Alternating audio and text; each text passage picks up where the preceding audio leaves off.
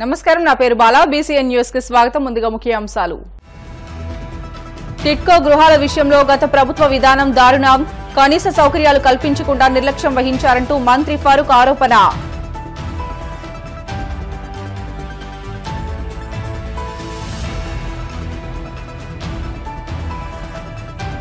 Tungabhadra జలాలకు MLA కాలువ శ్రీనివాసులు హారతి ఎగువ కాలువను అనాథగా వదిలేశారంటూ ఆరోపణ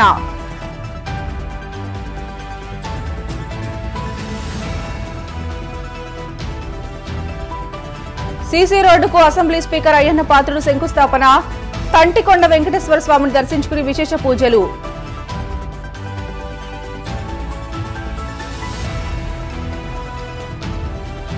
భీమవరం ఏరియా ఆసుపత్రిలో అంతర్జాతీయ తల్లిపాల వారోత్సవాలు తల్లిపాల విశిష్టతపై అవగాహన అవసరమన్న పశ్చిమ గోదావరి జిల్లా కలెక్టర్ నాగరాణి టిట్కో గృహాలకు కనీస సౌకర్యాలు కల్పించకుండా కేవలం రంగులు మార్చి వైసీపీ ప్రభుత్వం లబ్దిదారులను మోసం చేసిందని మైనార్టీ సంక్షేమ శాఖ మంత్రి ఎన్ఎండీ ఫారూక్ విమర్శించారు. నంద్యాలలో టిట్కో గృహ సముదాయాల ఆవరణలో ₹1,60,00,000తో మహిళా మార్ట్ నిర్మాణానికి మంత్రి శంకుస్థాపన చేశారు. టిట్కో ఇళ్లలో కనీస సౌకర్యాలు కల్పించి లబ్దిదారులకు కేటాయిస్తామని మంత్రి చెప్పారు. పేదలకు సొంత గూడు కల్పించడమే తమ ప్రధాన లక్ష్యమని ఆ దిశగానే తమ కార్యాచరణ ఉంటుందని తెలియజేశారు. చెప్పారు చంద్రబాబు నాయుడు గారు చెప్పారు. అది మనకు ఆ కమ్యూనిటీ చేయాలా. ₹1 ఇస్తారా? ఇలా కమ్యూనిటీ వాళ్ళు ఉన్నారు, ఇంతమంది ఉన్నారు. కమ్యూనిటీ వాళ్ళు ₹1 5 ఇవ్వాలని ఆలోచన లేదు. నేనేది చాలా చెప్పాను, చాలా బ్రహ్మాండ స్థానికంగా మాట్లాడుతున్నాను. ఇక్కడ మంత్రి గారు ఉన్నారు కాబట్టి మంత్రి గారికి అదే మనం విన్నపించి మీకు మళ్ళీ అవకాశం ఇచ్చాడు. ఫండ్స్ ఇచ్చినప్పుడు కార్పొరేటర్ రైల్వే చేద్దాం. ఇది పోతే చెరువు కూర్చారా, ఇక్కడ పోతే రోడ్డు హైవే రోడ్డు సమస్య ఉంది. కొంచెం ఆలోచించుకొని దీన్ని ఎట్లా వర్క్ చేద్దామనేది ఇష్టపడాం. అలా ఇస్తే టెక్నికల్ వాళ్ళు వచ్చి చేస్తే బాగుంటుంది చెప్పి చూస్తూ ఉన్నాం. కాబట్టి దీన్ని మళ్ళీ అట్లా నాయకులు లేదు.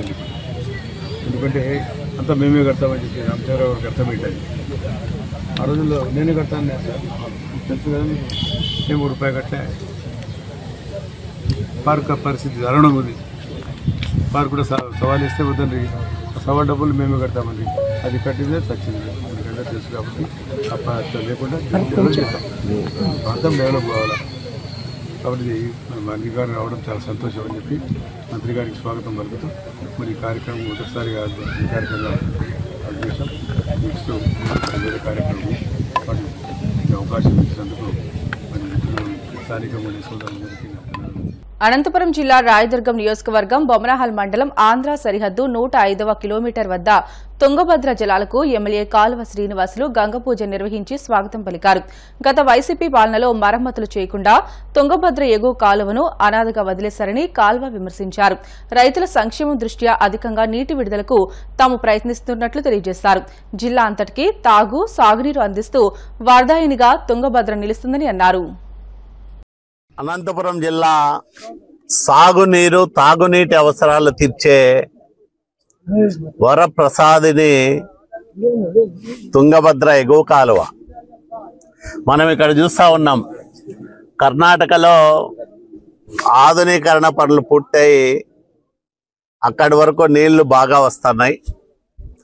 5 సంవత్సరాల జగన్మోహన్ రెడ్డి పాలనలో తుంగభద్ర ఎగువ కాలువ ఒక అనాథలా మారిపోయి ₹1 ఖర్చు పెట్టుకోకుండా, ఒక గంపెడు మట్టి కూడా ఎక్కడ ఎత్తేయకోకుండా, నిర్వహణకు ఒక్క పైసా విధించుకోకుండా హెచ్ఎల్సి నీటి నిర్వహణ పైన తీవ్రమైన నిర్లక్ష్యం 5 సంవత్సరాల కాలం కొనసాగిన కారణంగా ఈరోజు అనేక ఇబ్బందులు ఎదుర్కొంటా ఉన్నాం.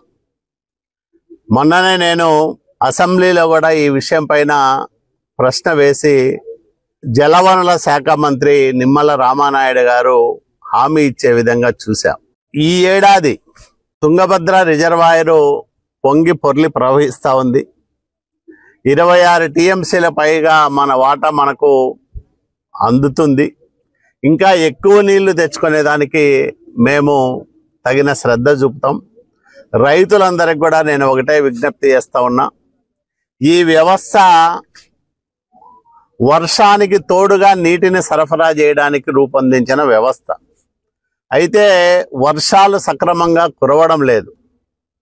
మొత్తం నీటి వినియోగం అంతా కూడా హెచ్ఎల్సి నీటితోనే జరగాలంటే చాలా కష్టసాధ్యమైన అంశం. కాబట్టి ఈ నీటిని చాలా పొదుపుగా వాడుకొని పంటలకు ఎంత అవసరమో అంతే వినియోగించుకొని ప్రభుత్వానికి, నీటిపారుదల శాఖ అధికారులకు, రైతులందరూ కూడా సహకరించాలని నేను విజ్ఞప్తి చేస్తూ ఉన్నా. ప్రతి నీటి చుక్క చాలా విలువైనది, ఖరీదైనది. కాబట్టి రైతులందరూ కూడా పొదుపుగా నీటిని వినియోగించుకోవాలని, అదే సందర్భంలో ఎక్కడ ఆవేశకావేశాలకు తావలేకోకుండా సక్రమంగా నీటిని పొలాలకు పెట్టుకొని మంచి పంటలు, ఒకవైపు ఖరీఫ్ సీజన్ దెబ్బతినింది, ఈ పాటికే ఇంతవరకు విత్తనమే పడలేదు, వాన జాడే కానరావడం లేదు. ఇలాంటి నేపథ్యంలో అందే ప్రతి నీటి బొట్టును సద్వినియోగం చేసుకోవడంతో పాటు ఆయకట్టు భూముల్లోనైనా పంటలు పండితే ఎంతో ఉపశమనంగా ఉంటుంది. కాబట్టి రైతులందరికీ కూడా నేను ఒకటే విజ్ఞప్తి చేస్తున్నా, మీ ఆయకట్టు భూముల్లో మీరు మంచి పంటలు సాగు చేసి అధిక దిగుబడి పొందాలని నేను మనసారా కోరుకుంటా ఉన్నా.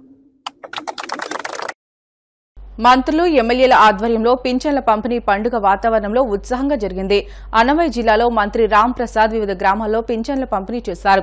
గత ప్రభుత్వంలో పింఛన్లు పెంచేందుకు 5 సంవత్సరాలు పట్టిందని, కానీ కూటమి ప్రభుత్వం అధికారంలోకి వచ్చిన 15 రోజుల్లోనే ఇచ్చిన హామీ మేరకు 4,000 రూపాయలు అందజేశామని తెలియజేశారు. రానున్న కాలంలో అర్హులందరికీ పెన్షన్లు ఇవ్వడంతో పాటు అనర్హులను పక్కన పెట్టే కార్యక్రమం కూడా చేపడతామని మంత్రి తెలియజేశారు. రాయచోటి నియోజకవర్గంలోనే కాకుండా రాష్ట్రంలో ఎక్కడా లేని విధంగా రెండో విడత అంటే ప్రభుత్వం ఏర్పాటు చేసిన తర్వాత రెండో నెల పెన్షన్ కార్యక్రమం దిగ్విజయంగా ఈరోజు కార్యక్రమాన్ని మొదలుపెట్టాం. ముఖ్యంగా చంద్రబాబు నాయుడు గారి ప్రభుత్వం పేదలపై ఎంత చిత్తశుద్ధి ఉందో మీ అందరికీ తెలుసు. గత ప్రభుత్వాల్లో పేదవాడిని చూస్తే అసహించుకునే పరిస్థితి ఆ రోజైతే, ఈరోజు హక్కును చేర్చుకొని నేనున్నానంటూ ప్రభుత్వం ఏర్పాటు చేసిన తర్వాత టెన్షన్గా 1వ తారీఖున ఇంటికి వెళ్ళి వాళ్ళ ఆశీర్వాదాలు తీసుకుంటూ పెన్షన్ ఇస్తున్న ప్రభుత్వం ఏదైనా ఉందంటే తెలుగుదేశం పార్టీ అని చెప్పేదానికి గర్వంగా ఉంది. ఈరోజు సుమారు 65 లక్షల మంది లబ్ధిదారులకు ఇంటి దగ్గరికే పెన్షన్ ఇస్తున్న ప్రభుత్వాన్ని మీరందరూ ఆశీర్వదించాలా. ముఖ్యంగా ఈ ప్రభుత్వం రాబోయే 5 సంవత్సరాల్లో ఏవైతే హామీలు ఇచ్చామో అవన్నీ తూచా తప్పకుండా నెరవేర్చేదానికి చంద్రబాబు నాయుడు గారి ప్రభుత్వం సిద్ధంగా ఉందని తెలియజేసుకుంటున్నా. అలాగే మన రాయచోటి నియోజకవర్గంలో సుమారు 40,000 మంది లబ్ధిదారులు ఉన్నారు ఈ పెన్షన్లకు. ఇంకా రాబోయే కాలంలో ఎవరైతే నిజంగా అర్హులు ఉన్నారో వాళ్ళ ఇళ్ళ దగ్గరికి వచ్చి వాళ్ళకు పెన్షన్ రాసుకొని వచ్చే నెలల్లో కూడా వాళ్ళకి ఇచ్చేదానికి మేము సిద్ధంగా ఉన్నామని చెప్తున్నా. ముఖ్యంగా పేదవాడికి ఏదైతే అవసరమో అవన్నీ చేసేది ఎవరన్నా ఉన్నారంటే అది కేవలం చంద్రబాబు నాయుడు గారే. రాష్ట్రాన్ని ఆ రోజు దివాలా తీయించిన ముఖ్యమంత్రి జగన్మోహన్ రెడ్డి అయితే ఈరోజు రాష్ట్రాన్ని సంక్షేమ పదంలో నడిపించే శక్తి యుక్తున్న నాయకుడు చంద్రబాబు నాయుడు గారు. మేము ఏవైతే హామీలు ఇచ్చామో అవన్నీ ఒక్కొక్కటిగా నెరవేరుస్తూ వస్తున్నాం. ముఖ్యంగా పెన్షన్ పథకం అయితేనే ఎవరైతే లబ్ధిదారులు ఉన్నారో వాళ్ళందరికీ ఒక్కటి కూడా మిస్ కాకుండా ఇస్తున్నాం. అలాగే రేపు 15వ తారీఖున రాష్ట్రంలో లక్షలాది మంది పేదవాళ్ళకు కడుపు నింపే పథకం అన్నా క్యాంటీన్ మరొక్కసారి ప్రారంభించేదానికి ప్రభుత్వం కంకణం కట్టుకునింది. రాబోయే కాలంలో ముఖ్యంగా మహిళలకు సంబంధించి సంవత్సరానికి 3 సిలిండర్లు అయితేనే, ఉచిత ప్రయాణం మహిళలకైతేనే, ఇవన్నీ ఒక్కొక్కటిగా ఈ రాష్ట్ర ప్రభుత్వానికి అందించేదానికి మేము సిద్ధంగా ఉన్నాం. ముఖ్యంగా మీ ఆశీర్వాదం మాకు కావాలా. రాబోయే 5 సంవత్సరాల్లో మన రాష్ట్రాన్ని సువర్ణ రాష్ట్రంగా చేసుకునేదానికి పెద్దలు నారా చంద్రబాబు నాయుడు గారు, అలాగే మా యువ నాయకులు లోకేష్ గారి నాయకత్వంలో ఈ రాష్ట్ర కేబినెట్ అంతా పనిచేస్తుందని మీ అందరి ముందు తెలియజేసుకుంటూ సెలవు తీసుకుంటున్నా. ఎస్సీ వర్గీకరణపై కోర్టు తీర్పును స్వాగతిస్తున్నట్లు మాజీ మంత్రి డొక్కా మాణిక్య వరప్రసాద్ తెలియజేశారు. 30 ఏళ్ల పోరాటం నేటికి సాకారమైందని పేర్కొన్నారు. మందకృష్ణ నాయకత్వంలో వర్గీకరణ సాధించడం చరిత్రలో నిలిచిపోతుందని, మాదిగల చిరకాల పోరాటానికి ఫలితం దక్కిందని, సుప్రీం తీర్పును యథాతథంగా రాష్ట్రాలు అమలు చేయాలని ఆయన వ్యాఖ్యానించారు. అనేకమైనటువంటి కీలక అంశాలు ఉన్నాయి.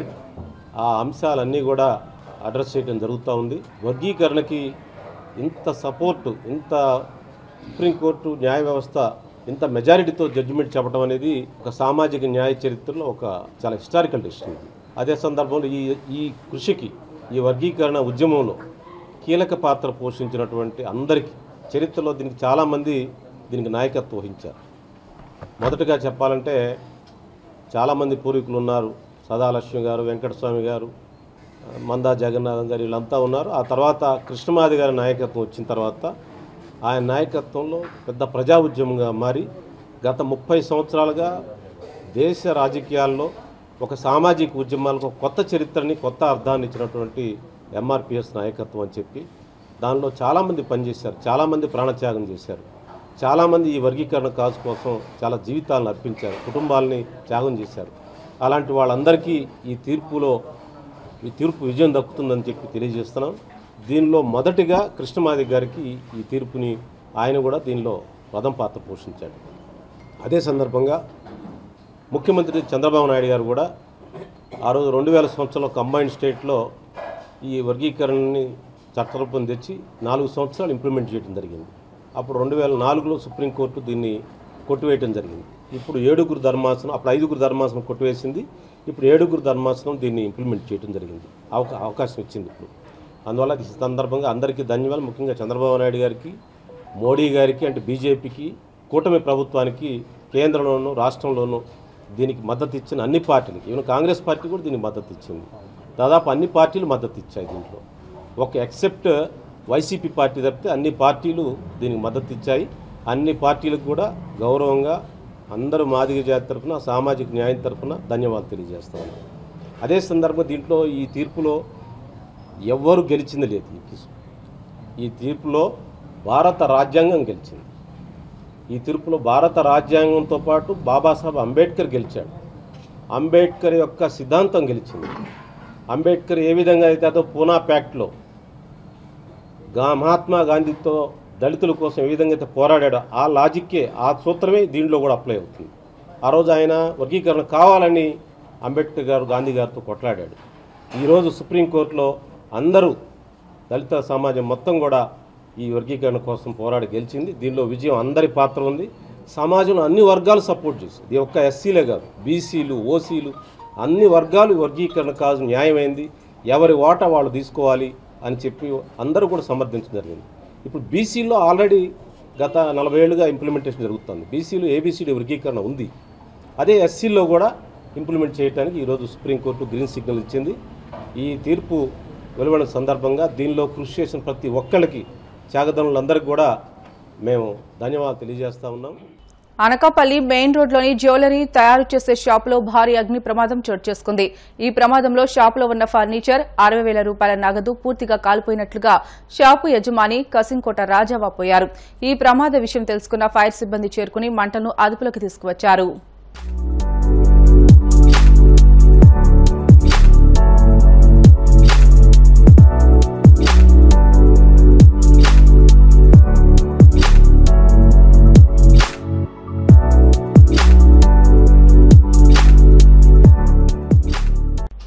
బిడ్డల షార్ట్ బ్రేక్ తీసుకుందాం. Stay with us.